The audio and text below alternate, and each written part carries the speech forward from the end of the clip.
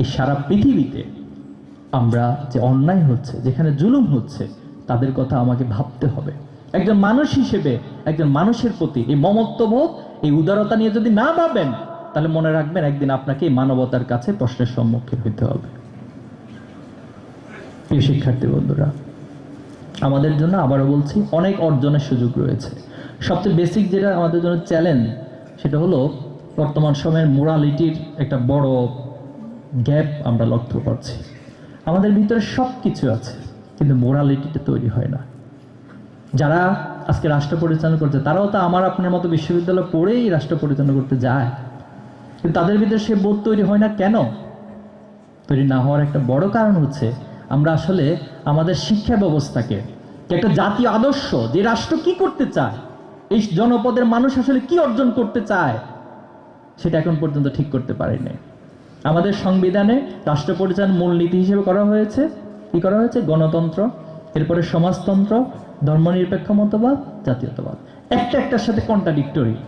আপনি যখন একই ব্যক্তিকে, একই জনগোষ্ঠীকে সবকিছু একসাথে করে দিবেন, একটা কন্ট্রাডিক্টরি আদর্শ ঢুকিয়ে দিবেন, তখন তার ভিতরে ঐক্য তৈরি হবে না। এটাই তো হচ্ছে বারবার আমাদের ক্ষেত্রে। আমাদের এই জনপদের নেচার কি, মানুষ কি চায়, সেটাই আমরা এখনো ঠিক করে একটা জাতীয় আদর্শের ভিত্তিতে শিক্ষা ব্যবস্থা প্রণয়ন করতে পারিনি। আর শিক্ষা ব্যবস্থার আরেকটা মারাত্মক লেভেল হলো, মারাত্মক সিস্টেম হলো, এখানে শুধুমাত্র আপনি পড়ে যাবেন, একটা সিস্টেমের ওয়ে দিয়ে আপনি অনার্স, মাস্টার্স বা অন্যান্য লেভেলগুলো পার হবেন। এটা হলো শিক্ষা ব্যবস্থার সিস্টেম। আপনি কি শিখেছেন, আপনি কতটুকু নিয়ে এখান থেকে বের হয়েছেন, এ ধরনের কোনো জাজমেন্টের এখানে সুযোগ নাই। স্বাস্থ্যকর অল টাইম ফ্যামিলি কেক, সব সময় অল টাইম হেলদি লাইফ। এই জন্য আমরা দেখা যাচ্ছে জাস্ট সার্টিফিকেট নির্ভর শিক্ষা ব্যবস্থার মধ্য দিয়ে আমরা যাচ্ছি। আরেকটা বড় সমস্যা হলো আমাদের সততা, দক্ষতা, দেশপ্রেমের কম্বিনেশন ঘটে না। যেমন ধরেন কেউ একজন খুব সৎ, খুব ভালো মানুষ, কিন্তু তার ভিতরে দক্ষতা নেই, তো তিনি তো রাষ্ট্রের জন্য ভূমিকা রাখতে পারেন না।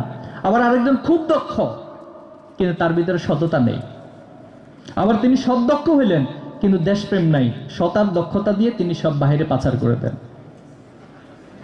তাহলে এই সৎ, দক্ষ এবং দেশপ্রেমিক তিনটার কম্বিনেশন যদি না ঘটাতে পারি, তাহলে আসলে এই রাষ্ট্রের কোনোদিন উন্নয়ন হবে না ভাই।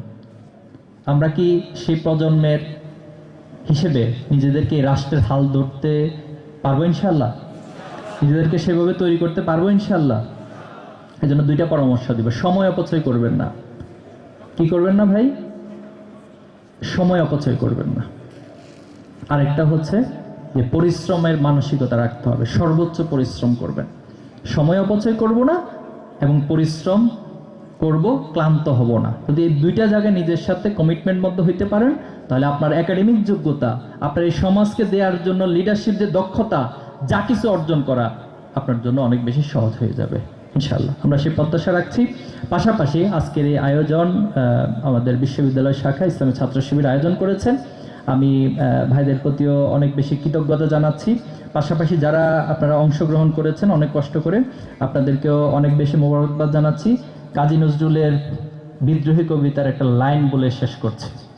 আমরা এই রাষ্ট্রকে পরিবর্তন করতে চাই এবং বৈষম্য বিরোধী আন্দোলনের যে স্পিরিট, সেই স্পিরিটকে ধারণ করে আমরা তাদের রক্তের যে ঋণ তারা আমাদের কাছে রেখে গিয়েছেন, সেই রক্তের ঋণ আমরা অন্য কিছু দিয়ে কোনোদিন, দুনিয়ার কোনো উপকরণ দিয়ে সেটা আমরা পরিশোধ করতে পারবো না। কিন্তু আমরা বিশ্বাস করি তারা যে লক্ষ্য উদ্দেশ্য নিয়ে জীবনটা দিয়েছেন, তাদের রক্তকে এই জমিনে ঢেলে দিয়েছেন, যদি এই রাষ্ট্রটা সত্যিকার অর্থে জুলুম মুক্ত হয়, তাহলেই আমরা তাদের সে ঋণের কিছুটা হলেও জবাব বা তাদের প্রশ্নগুলোর উত্তর দিতে পারবো। এজন্য নজরুল যেটা বলেছেন যে আমি সেই দিন হব শান্ত, যেদিন উৎপীড়িতের ক্রন্দন রোল আকাশে বাতাসে ধ্বনিবে না অত্যাচারীর খড়গ কৃপা, ভীম রণভূমে রণিবে না বিদ্রোহী রণিক্লান্ত। আমি সেই দিন হব শান্ত। পারবেন ইনশাআল্লাহ? তাহলে আমরা এই সমাজকে, রাষ্ট্রকে গড়া না পর্যন্ত আমরা আমাদের সামর্থ্যের সর্বোচ্চটুকু দিয়ে কাজ করে যাবো ইনশাআল্লাহ।